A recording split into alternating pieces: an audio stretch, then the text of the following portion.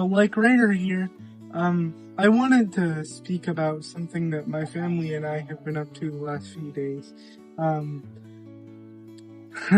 we've been getting my van fixed at a mechanic shop, and I just wanted to speak a little bit about how integral it is to someone who has a disability, how integral it is to their life, how it's not just about the small vehicles or things they might use for their own mobility, it's the things that, or it's the vehicles that carry those vehicles around that are just as important. Because honestly, if I don't have a van, for example, I can only go essentially in a very short, small area.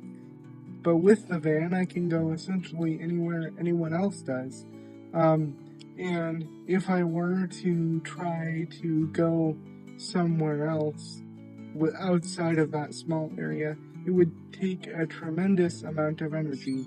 Because think about how much energy it would take to have to put my wheelchair that weighs a few hundred pounds in the back of a truck, and then have to have my parents also put me separately somewhere else into a seat of that truck. That takes probably about close to 10 minutes sometimes. And with a wheelchair van that my wheelchair can drive directly into, at most it takes a minute, probably less, in most cases.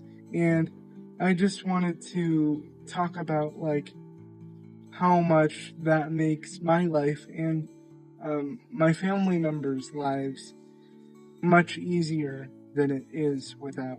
And it just takes a lot of physical and mental strain out of our lives to make it much easier to go places and just keep things